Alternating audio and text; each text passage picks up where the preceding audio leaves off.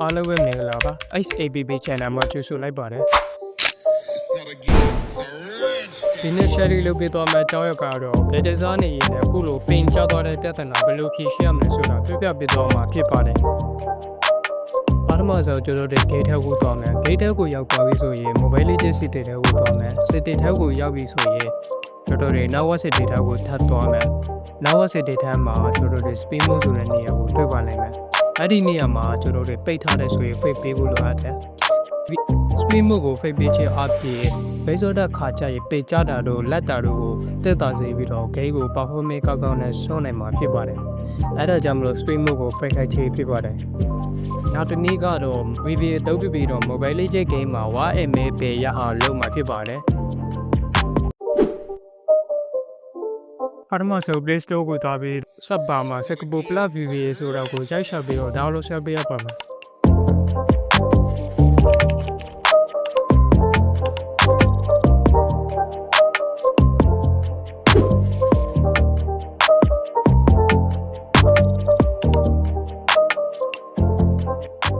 ပြီးရင် VPA ကို connect လုပ်မယ် VPA connect လုပ်တဲ့ခါကျရင် Sekabo server ကိုပဲ connect လုပ်ပါဘာလို့လဲဆိုတော့ Sekabo server ကဗျ game ဆော့တဲ့ခါကျရင် 1MB ping ကိုရရှိမှာဖြစ်ပါတယ်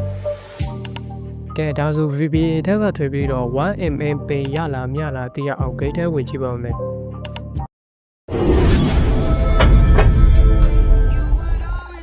You win the games you play, you would always win, always win.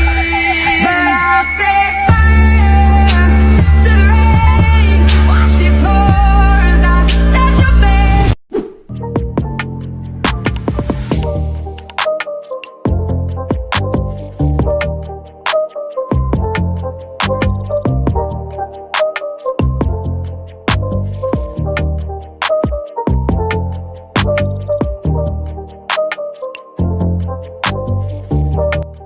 Okay ခုစကြည့်တာရိုဒိုတွေ့တဲ့ type ပဲ 1MB ping ရတယ်ရိုဒိုလည်းလုပ်ကြည့်ပါ data ပါ 1MB ping ရပါလိမ့်မယ်နောက်ထပ်ဒီလို service စရာကောက်တဲ့ gaming နဲ့ application တွေကြောင့်အမြတ်တစ်စပေးနေမှာဖြစ်လို့ channel လေးကိုလည်း like and subscribe လေးလုပ်ခဲ့ဖို့မမေ့ကြနဲ့နော်